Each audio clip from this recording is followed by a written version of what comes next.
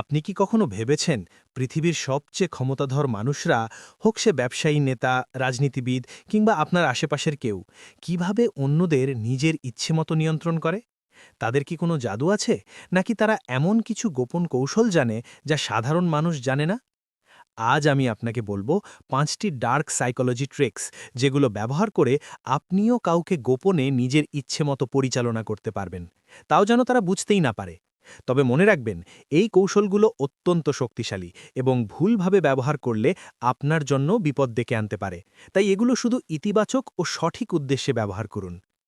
এখন ভাবুন তো, যদি আপনার কাছে এমন ক্ষমতা থাকত যাতে আপনি সহজেই আপনার বসকে রাজি করাতে পারতেন, বন্ধুদের দিয়ে নিজের কথা মানাতে পারতেন, কিংবা কোনো অচেনা মানুষকেও আপনার কথায় প্রভাবিত করতে পারতেন, তাহলে আপনার জীবন কত সহজ হয়ে যেত। এখানেই সাধারণ মানুষ আর স্মার্ট মানুষের মধ্যে পার্থক্য। সাধারণ মানুষ শুধু চেষ্টা করতেই থাকে, কিন্তু স্মার্টরা সাইকোলজির এই কৌশলগুলো ব্যবহার করে পুরো খেলার নিয়মটাই বদলে দেয়। চলুন তাহলে খেলা শুরু করি। প্রথম ট্রিকটি হল দ্য ইলিউশন অফ চয়েস, অর্থাৎ পছন্দের ভ্রান্তি। আপনি নিশ্চয়ই খেয়াল করেছেন, যখন কেউ আপনাকে দুটি অপশন দেয়, তখন আপনার মনে হয় আপনি নিজেই সিদ্ধান্ত নিচ্ছেন, কিন্তু আসলে সামনের মানুষটি আপনার পছন্দকে সীমাবদ্ধ করে দিয়েছে। ধরুন আপনি চান আপনার বন্ধু আপনার সাথে বাইরে যাক। যদি সরাসরি বলেন চল বাইরে যাই, তাহলে সে হয়তো না বলে দেবে। কিন্তু যদি বলেন ভাই বাইরে যাবি, পিজা হাট না ডমিনোজ, তাহলে তার কাছে শুধু দুটি অপশান থাকে, এবং যেটাই বেছে নিক সে আপনার সাথেই বাইরে যাবে। এই কৌশলই বড় বড় ব্র্যান্ড, ব্যবসা আর রাজনীতিবিদরা ব্যবহার করে।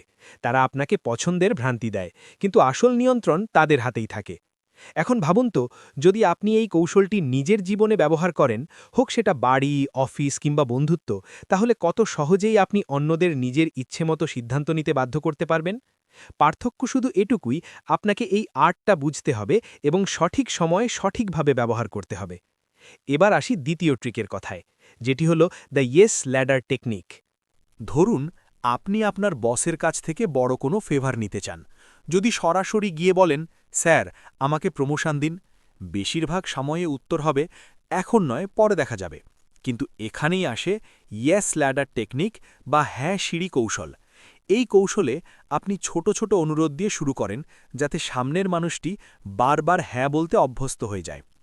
একবার যখন সে ছোট ছোট বিষয়ে রাজি হতে শুরু করে, তখন বড় অনুরোধেও না বলা তার জন্য কঠিন হয়ে পড়ে। চলুন বাস্তব উদাহরণ দেই। ধরুন আপনি অফিসে নতুন কোনো ক্লায়েন্ট মিটিংয়ে অংশ নিতে চান। প্রথমে ছোট অনুরোধ করুন, স্যার আমি কি এই মিটিংয়ে থাকতে পারি, একটু অভিজ্ঞতা নিতে চাই।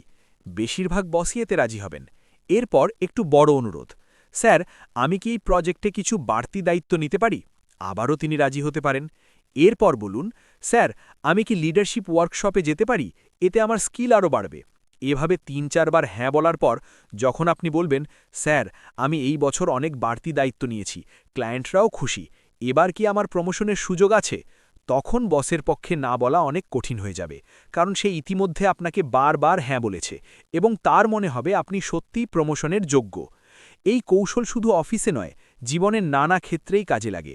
বিক্রেতা, রাজনীতিবিদ, এমনকি আপনার বন্ধুরাও এই কৌশল ব্যবহার করে।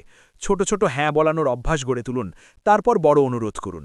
এতে আপনার সাফল্যের সম্ভাবনা অনেক বেড়ে যাবে। এবার আসি তৃতীয় ট্রিকের কথায়, দ্য গিল্ট ট্র্যাপ বা অপরাধ বোধের ফাঁদ। মানুষ সবসময় যুক্তিবাদী নয়, বরং অনেক সময় আবেগপ্রবণ হয়। আর যদি আপনি কাউকে অপরাধ বোধে ভোগাতে পারেন, তাহলে সে আপনার কথা মানতে বাধ্য হবে। ধরুন আপনি আপনার বন্ধুর গাড়ি চাইছেন।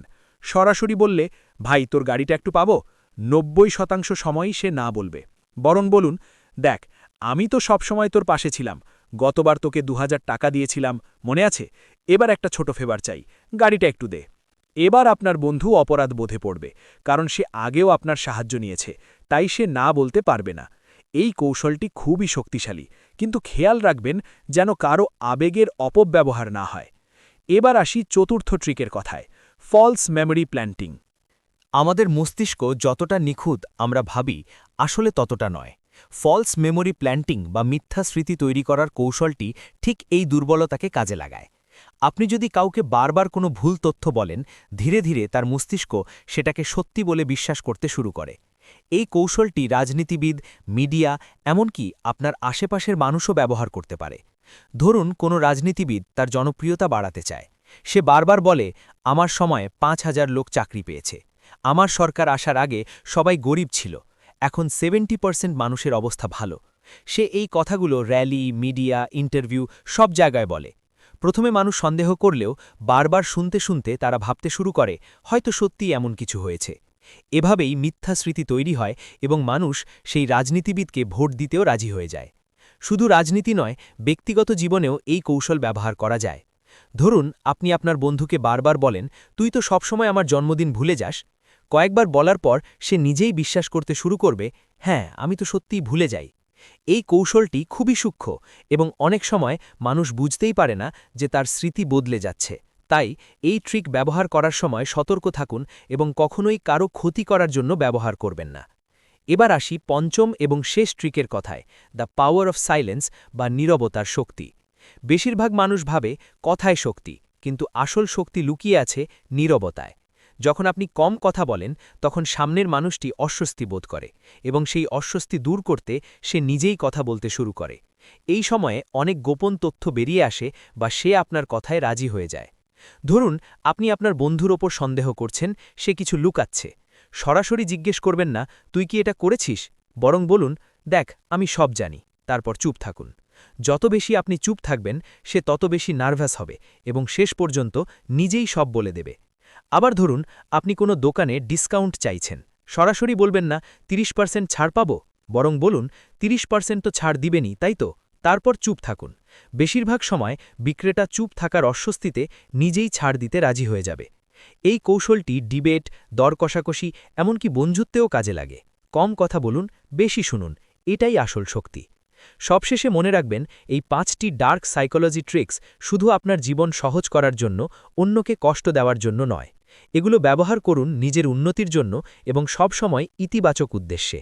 আপনি যদি আরও এমন গোপন কৌশল জানতে চান, তাহলে অবশ্যই আমাদের চ্যানেল সাবস্ক্রাইব করুন, কারণ সামনে আরও অনেক চমকপ্রদ ভিডিও আসছে।